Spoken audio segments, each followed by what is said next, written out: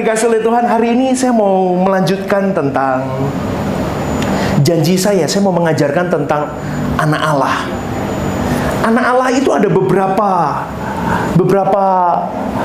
tipe, saudaraku. Tapi tidak saya ajarkan hari ini. Mungkin besok Kamis saya akan ajarkan itu. Tetapi hari ini saya mau mengajarkan bagaimana engkau dan saya punya sifat sebagai anak Allah. Paulus berkata begini, jelas sekali, semua orang yang dipimpin Roh Allah, dia anak Allah. Saya ulang sekali lagi, semua orang yang dipimpin Roh Allah, dia anak Allah. Kata semua ini, kalau dari sisi yang satu, kita bisa berkata, tidak ada diskriminasi, tidak ada syarat yang lain untuk menjadi seorang anak Allah. Berarti terbuka untuk semua orang bisa menjadi anak Allah. Kata semua di sisi yang satunya juga bisa dikatakan begini, kalau engkau tidak dipimpin Roh Allah, engkau bukan anak Allah. Siapapun engkau, tidak ada diskriminasi. Jelas? Ini gambaran yang tidak bisa ditolak lagi. Jadi engkau dan saya atau seseorang bisa dikatakan sebagai anak Allah, itu bukan karena dia menjadi pendeta. Seperti saya belum tentu jadi anak Allah. Aktivis gereja belum tentu jadi anak Allah. Tetapi engkau akan menjadi anak Allah kalau engkau dipimpin oleh Roh Allah, yaitu Roh Kudus, Roh dari Bapa itu sendiri. Jadi Anda tidak perlu GR, Anda tidak perlu merasa eksklusif ketika Anda jadi orang Kristen. Karena orang yang dipilih adalah orang-orang yang mau memberikan dirinya, siapapun itu, menjadi anak Allah melalui tuntunan Roh Kudus. Jadi memang satu-satunya engkau bisa memasuki keselamatan yang sejati itu melalui Yesus Kristus. Karena di luar Kristus Yesus tidak ada keselamatan. Jadi kalau engkau sudah menerima korban Yesus itu, maka seharusnya kalau engkau berkata, aku pengikut Kristus. Karena orang Kristen belum tentu pengikut Kristus. Dia bisa menjadi pengikut pendetanya, tetapi dia tidak menjadi pengikut Kristus. Dia bisa menjadi pengikut dari denominasinya, tetapi dia tidak menjadi pengikut Kristus di dalam hari-hari hidupnya. Makanya saudaraku, saya mau berkata jujur di mimbar ini. Kalau engkau berkata, aku menjadi pengikut Kristus, so hidupmu harus to be like Christ. Seperti Kristus itu hidup, engkau harus menghidupkan gairah Yesus dalam hidupmu. Kalau tidak, engkau belum menjadi pengikut Kristus. Caranya gimana, pastor, untuk aku bisa menggairahkan atau menghidupkan gairah Yesus dalam hidupku? Kuncinya satu, hiduplah di dalam penurutan kepada Roh Allah itu. Jadi itu fasilitas kalau engkau memang menerima keselamatan dari Kristus Yesus. Maka akan ada fasilitas turun dalam dirimu, yaitu pimpinan Roh Kudus. Sampai di sini paham saudaraku? Amin. Saya mau jadi pengikut Kristus, langsung di lock, dibuka, klik.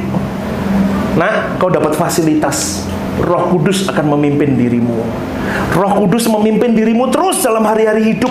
Engkau mau ngamuk, engkau mau marah, engkau mau benci orang, Roh Kudus bekerja. Ketika Roh Kudus bekerja, engkau belajar ikut apa kata Roh Kudus. Ketemu orang, engkau mengampuni yang menjengkelkan dirimu, apapun itu. Sampai di satu titik akhirnya gairah Yesus itu mulai muncul. Karena tuntunan ini terus dituntun, gairah itu muncul. Saudaraku, kehidupan kita itu seringkali hanya panggung sandiwara. Dan kita di luar sana mengaku, aku anak Allah. Tetapi hidup kita seringkali jadi panggung sandiwara. Kalau ketemu orang-orang gereja baru shalom, telepon lembut. Pernah ya ketemu-ketemu gitu? Oh iya pastor, oh iya, Tuhan memberkati. Nanti sama mbaknya, apa? Sapu, bersih. Makanya saya ngomong apa? Panggung sandiwara, tetapi kita berani berkata, aku anak Allah. Jadi saudaraku, kalau ada yang seperti itu bertobat, ya. Tuhan sudah beri kita fasilitas keselamatan supaya kita dikembalikan ke rancangan Allah semula. Dan hasil dari dipimpinnya Roh Kudus ini, maka seperti tadi saya katakan, kita menemukan gairah Yesus. Dari gairah Yesus itu, itulah kunci utama yang bisa membawa dirimu dan diriku dibebaskan dari hukum maut. Makanya seperti Yesus, itu kuncinya. Gairah Yesus itu harus kau miliki. Bukan berperilaku seperti Yesus, maksudnya berdandan seperti Yesus, tidak. Tetapi kau punya gairah seperti Dia hidup. Dan kalau itu berlangsung terus, berlanjut, saudaraku, maka engkau bisa dikatakan sah sebagai anak-anak Allah. Dan itu perjalanan panjang. Perjuangan ini, kita hanya mencontoh bagaimana Dia hidup. Maka dari itu, untuk kita bisa mencapai nilai terbaik seperti Dia mencapai di hadapan Bapanya, jadilah seperti Kristus. Timbulkan gairah di dalam dirimu seperti Kristus itu hidup 2000 tahun yang lalu. Jadi kalau kau mau jadi anak Allah, saudaraku, yang benar, yang sah di hadapan Bapa, itu tergantung dari diri kita masing-masing. Kalau kau jadi orang Kristen tapi masih punya tanda-tanda orang yang hidup menurut daging, maka jelas kau bukan anak Allah. Kau boleh berkata, aku anak Allah, tetapi kalau Tuhan berkata, aku tidak mengakuimu anak Allah, mau apa, saudaraku? Dan itu tidak pernah dipikirkan oleh banyak orang Kristen. Karena banyak orang Kristen berpikir dengan dia datang ke gereja, dia memberikan persembahan, dia memberikan perpuluhan, dia memberikan buah sulung, dia memberikan hidupnya, waktunya untuk melayani jadi pendeta seperti saya sah jadi anak Allah. Belum. Ini nih nggak ada gunanya di mata Allah. Apa hebatnya pendeta, saudaraku? Kemana-mana diundang, wah merasa hebat. Enggak. Yang hebat amplopnya, saudaraku. Amin. Yang hebat amplopnya. Keren, dipanggil mana-mana, enggak hebat. Amplopnya yang tebel. Tapi belum tentu saya menghidupi sebagai anak Allah. Tetapi gereja ini, saya mau ajak kita semua benar-benar. Jangan hanya puas merasa sebagai anak Allah, tetapi puaslah ketika engkau memang benar sah sebagai anak Allah. Tuhan menyediakan fasilitas untuk hidup menurut roh. Tetapi apakah seseorang hidup menurut roh atau daging tergantung kita, saudaraku. Karena kita diberi hak kebebasan, free will untuk engkau memilih hidupmu, free will untuk engkau menentukan kekekalanmu. Roma 8:14, firman Tuhan menunjukkan bahwa orang yang sah sebagai anak Allah adalah orang yang hidup dalam pimpinan roh. Dan kualifikasi ini tidak bisa digantikan oleh apapun.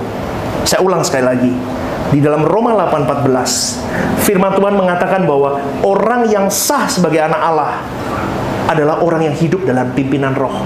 Dan kualifikasi ini mutlak tidak tergantikan oleh apapun.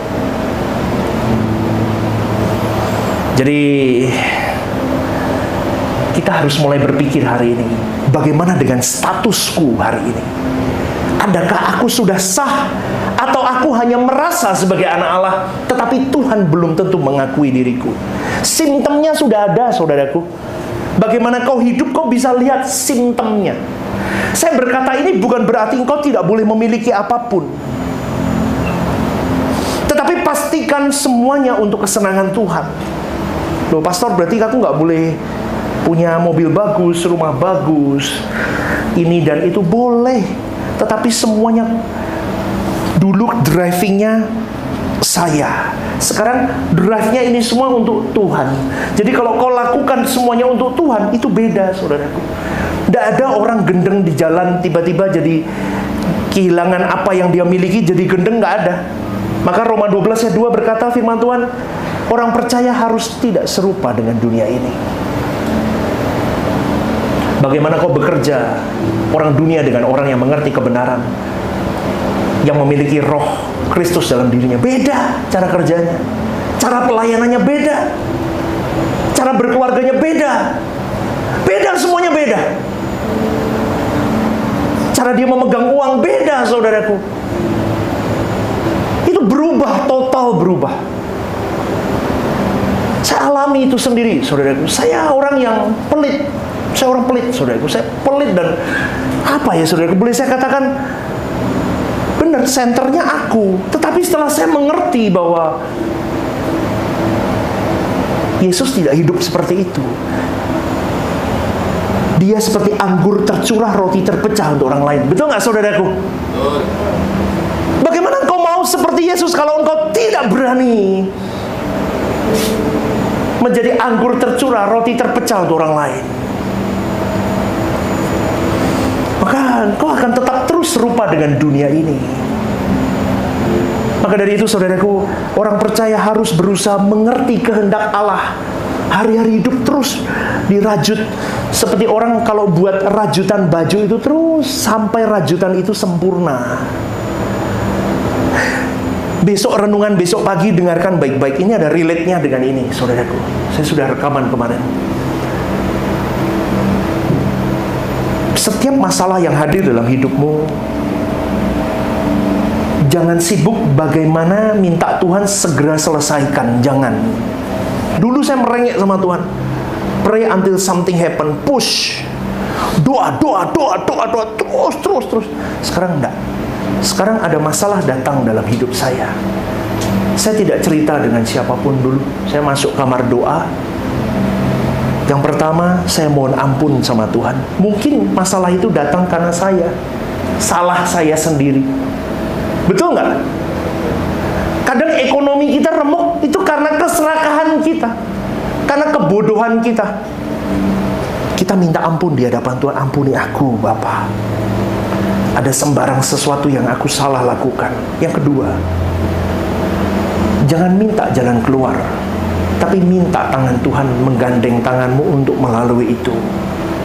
Karena kalau engkau minta jalan keluar, engkau tidak bisa dewasa-dewasa, saudaraku. Karena di skip terus. Seperti main video game, stage 1, stage 2, stage 3, stage 4, stage 5, ketemu rajanya, Mario Bros kan begitu kan. Ketemu rajanya baru dunia berikutnya kan. Stage 1, stage 2, stage 3 begitu. Kalau Anda mau ke dunia berikutnya, kamu skip dari rajanya kan nggak bisa. Harus dilewati mau tidak mau. Minta, yang kedua minta, Tuhan tuntun tanganku. Aku tidak minta ini dilalui dalam diriku. Aku minta tanganmu menggandeng tanganku melalui ini semua. Taruh aku hikmatmu supaya aku bisa melewati ini. Dan yang ketiga, temukan pesan Tuhan. Kau menemukan pesan Tuhan, apa yang harus aku? Oh, pasti kelasmu naik kalau punya masalah. Kalau engkau tidak punya masalah, kelasmu tidak naik, saudaraku. Percayalah sama saya. Masalah itu yang membuat kau naik kelas. Masa ke gereja jadi orang Kristen puluhan tahun, kau masih kelas 6 SD terus? Jangan, saudaraku. Boleh muda, fisikmu boleh muda, tapi spiritualmu harus tua, matang. Jangan jasmanimu tua, spiritualmu masih anak-anak, menjadi dewasa. Itu hal yang paling penting. Karena dari masalah itu, dari kesalahanmu, Tuhan bekerja di dalam segala sesuatu untuk mendatangkan kebaikan atas dirimu dan diriku. Amen. Dari kesalahanmu itu, engkau dirajut jadi anak Allah. Itu yang saya temukan, saudaraku. Dari kebodohan saya bisa menemukan aku jadi anak Allah dengan cara aku salah ini. Kadang Tuhan izinkan kok, saudaraku. Tergantung kau dan saya. Kau mau buka diri atau tidak? Kau mau proses itu apa enggak? Karena banyak orang Kristen yang masih hidup menurut daging. Menurut daging itu gimana, pastor? Hidup di dalam kewajaran hidup. Bagaimana manusia lain hidup? Mereka memikirkan hal-hal daging. Gimana ya punya mobil bagus? Ya enggak salah. Enggak salah, tapi kalau kau sudah punya mobil, kalau mau ngapain lagi? Dulu pernah saya beli mobil, saudara. Dulu. Salah satu mobil Jeep gede gitu ya. Itu masih kilometer masih 15.000. Kayak baru kinyis-kinyis. Lu tak tanya lu, kok dijual kenapa? Iya kok, aku kalau model ganti aku harus ganti. Hah? Ngeri kan? Kenapa? Gengsi. Itu daging, saudaraku, dan dunia mengajarkan itu. Generasi kita ditenggelamkan dengan itu semua. Maka tadi kalau saya tidak ngomong begini nih, Anda tidak punya gambaran hidup menurut daging itu apa? Ya begitu. Selera dunia di drive. Makanya gadis-gadis jangan keburu nikah. Sekali lagi saya ngomong. Apalagi yang cowok. Halo yang jomblo-jomblo, tidak usah buru-buru nikah. Dunia mendrive ada target-target tertentu. Kemarin saya ngomong sama Theo, orang di dunia sana ngomong 28 harus punya rumah, harus punya ini, harus punya. Hei, syukuri hidupmu. Ku bersyukur dan bersyukur. Lakukan bagianmu, kerjakan bagianmu yang terbaik. Udah. Hidup menurut dunia itu apa lagi? Hidup menurut daging artinya apa lagi? Dia hanya untuk mencari atau menikmati dunia dengan segala fasilitasnya, sampai dia terikat dengan percintaan dunia. Sampai di titik dia tidak bisa kembali. Saudaraku, hati-hati loh. Tidak ada kata turning back lagi kalau engkau sudah berakar dengan percintaan dunia. Dan banyak orang Kristen masih di kondisi ini. Sebenarnya orang-orang seperti itu tidak layak menyebut dirinya sebagai anak Allah, saudaraku. Mereka tidak layak pula memanggil Theos, Bapa. Tidak layak. Tidak layak orang Kristen seperti itu. Tidak layak. Hidupmu lebih munafik daripada orang di luar sana. Lebih baik kau tidak bergereja, kau tidak bertuhan. Kau hidup seperti orang di dunia itu. Kau kejar segalanya. Dan lebih baik hidupnya daripada kau bertuhan, kau ke gereja, kau memuji Tuhan, tetapi kelakuanmu tidak ada bedanya dengan orang-orang di luar sana. Tetapi pribadi yang mau menjadi anak Allah harus hidup menurut roh, bertindak segala sesuatunya sesuai dengan pikiran dan perasaan Allah. Dia tidak lagi menuruti keinginannya sendiri, orang-orang seperti itu, tetapi dia mengarahkan segala sesuatunya sesuai dengan kehendak Tuhan. Jika engkau dan saya bisa melakukan ini, saudaraku, betapa hebat kualitas hidup yang kita miliki. Kau berjuang, apapun yang kau lakukan, adakah ini sesuai dengan pikiran dan perasaan Tuhan? Maka dalam hal seperti ini, saudaraku, orang baru boleh layak memanggil dia Bapa, karena kualitasnya benar-benar luar biasa. Kau bisa mengukur dirimu kok. Sungguh saya katakan ini, karena gairah Yesus yang ada pada dirimu itu, kau yang bisa mendeteksi adakah perilaku seperti Yesus dalam kehidupanku atau tidak. Karena kalau ada, engkau bisa tahu bahwa aku sudah tidak memiliki diriku lagi. Seperti Yesus hadir di muka bumi ini, dia tidak memiliki keinginan apapun selain dia memikirkan keinginan Bapa, menyenangkan perasaan Bapanya saja. Bahkan sampai di titik di Taman Getsemani ketika peluh darah itu turun, dia berkata, jika boleh cawan ini berlalu daripadaku, tetapi bukan kehendakku Bapa, biarlah ini semua menjadi kehendak-Mu. Kalau engkau hari ini berkata dalam dirimu, aku mau mujizat, aku mau terobosan, aku mau diloloskan dari segala masalah dalam hidupku, aku mau ini dan itu, engkau belum memiliki roh Kristus. Karena roh Kristus adalah roh yang memiliki penurutan akan kehendak Bapanya. Roh yang selalu berkata di dalam dirinya, aku mau ikut apapun yang kau garap dalam diriku Bapa. Kalau orang itu terus tertunduk dan ikut terus, saudaraku, maka sebutan anak Allah bisa diberikan kepada orang itu. Karena sebutan anak Allah tidak bisa dikenakan oleh sembarangan orang. Hanya bagi mereka yang dipimpin roh Allah. Dan dalam segala ruang lingkup hidupnya, dia menjalani hidup seperti Yesus itu hidup. Maka Tuhan Allah Bapa akan memberikan stempel sah engkau jadi anak Allah. Namanya apa? Pneuma Huio Thesias. Ini nggak ada papan tulis, saya sebenarnya mau tulis. Pneuma Huio Thesias. Saya ulang sekali lagi. Pneuma Huio Thesias. Ini, saudaraku, yang membuat seseorang memiliki panggilan yang sah kepada Allah sebagai Bapa. Apa itu pneuma Huio Thesias? Pneuma Huio Thesias adalah gairah yang selalu ingin menyenangkan perasaan bapaknya. Gairah anak Allah.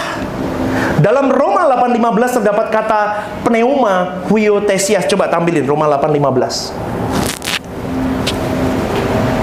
Firman Tuhan berkata, sebab kamu tidak menerima roh perbudakan yang membuat kamu menjadi takut lagi, tetapi kamu telah menerima roh yang menjadikan kamu apa? Pneuma huiotesias. Oleh roh itu kita berseru, ya Abba, ya Bapa. Kata huiotesias yang bisa merupakan gabungan dari kata huios, theos, dan as. Itu artinya begini, bersifat sebagai anak Allah. Kata ini menunjuk kepada sebuah kesadaran diri sebagai anak-anak Allah. Dan kesadaran itu yang menggerakkan seseorang untuk memanggil Allah sebagai Bapa, tanpa ragu-ragu di dalam kemurnian hatinya, setelah dia memiliki kesaksian dalam batinnya bahwa dirinya adalah anak Allah. Masa Anda bisa melakukan banyak kemelesetan di hidupmu, kemudian kau berkata, aku anak Allah? Saya nggak bisa, saudaraku.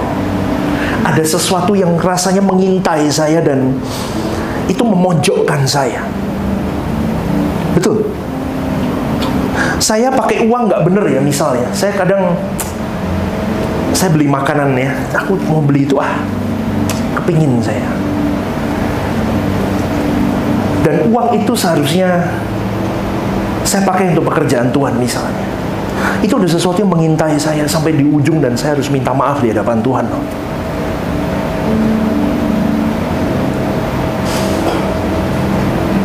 Maka saudaraku, pneuma huiotesias itu harus benar-benar kita miliki dalam diri kita. Kesadaran bahwa aku adalah anak Allah. Dan anak-anak Allah pasti memiliki keagungan lebih dari manusia pada umumnya, yaitu dalam moral dan karakter. Ini yang saya tekankan berkali-kali. Hai Bapak Ibu, jangan bangga jadi orang Kristen. Kau tahu tatanan kerajaan Allah, kau tahu Lucifer, kau tahu tentang surga, kau tahu tentang soteriologi, pneumatologi, semua kau memilikinya. Eskatologi yang terbaik. Tetapi ingat baik-baik, kalau karaktermu cacat, kau jadi batu sandungan buat orang lain. Malas orang lihat begitu. Alah, omong tok. Itu enggak? Dari hal kecil. Saya selalu ngomong dari hal kecil. Salaman sama orang, lihat matanya. Shalom. Hal kecil. Bagaimana kau mendidik anakmu? Hal kecil, semua. Orang berbuat baik pada dirimu, hormati, kasihi, terima kasih yang baik. Hal kecil, saudaraku. Tetapi karakter dan moral itu sebagai anak Allah, itu tercermin dari hari-hari hidupmu. Bagaimana kau pegang uang, itu penting. Itu penting dari rupiah terkecil. Bagaimana kau bertanggung jawab kepada Tuhan.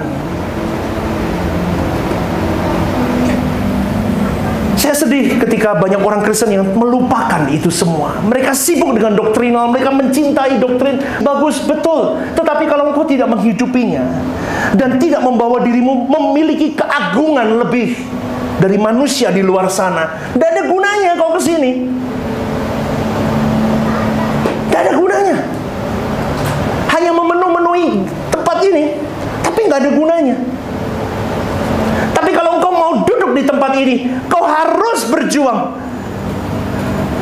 Pneuma huiotesias itu menjadi gelar yang kau tancapkan, kau stempelkan dalam dirimu, dan kau berjuang hari-hari hidup. Tadi seperti tadi, kau diselip orang, bagaimana kau berperilaku? Bagaimana kau ketemu dengan orang-orang yang menjengkelkan dirimu? Karaktermu sebagai anak Allah, tunjukkan, saudaraku. Di mana engkau sedang mengalami keterpurukan hidup, itu menunjukkan bagaimana engkau sebagai anak-anak Allah. Hai Bapak Ibu, kalau hari ini kau diizinkan ekonomimu runtuh, rasakan nikmatnya pertolongan Tuhan. Kalau Nabi Elia dikirim burung gagak, engkau akan merasakan itu. Saya sudah merasakan. Jangan khawatir. Burung di udara tidak bekerja semua, dipenuhi Tuhan. Betul nggak? Bukan berarti kau malas. Do your part. Milikilah karakter pribadi yang bangsawan surgawi. Dari hal makan, dari bagaimana engkau, semuanya saudaraku, semuanya. Karakter itu penting. Dan orang-orang yang seperti ini, yang terus memiliki kesaksian di dalam dirinya, bahwa dirinya adalah anak Allah, maka dia terus akan punya kesadaran bahwa aku anak Allah, maka aku harus hidup di dalam keagungan Tuhan. Itulah sebabnya Petrus dalam 1 Petrus 1:17 berkata, dan jika kamu menyebutnya Bapa, yaitu dia yang tanpa memandang muka menghakimi semua orang menurut perbuatannya, maka hendaklah ku hidup dalam ketakutan selama kamu menumpang di dunia ini. Saya tutup dengan satu kalimat. Seakan-akan kalimat ini mau berkata begini. Dengar baik-baik. Hai nak, hati-hati kalau kau memanggil aku sebagai Bapa. Perhatikan kelakuanmu. Apakah kau layak memanggil aku Bapa? Sebab aku menghendaki engkau berkeadaan kudus. Seperti aku berkeadaan kudus, engkau juga harus kudus.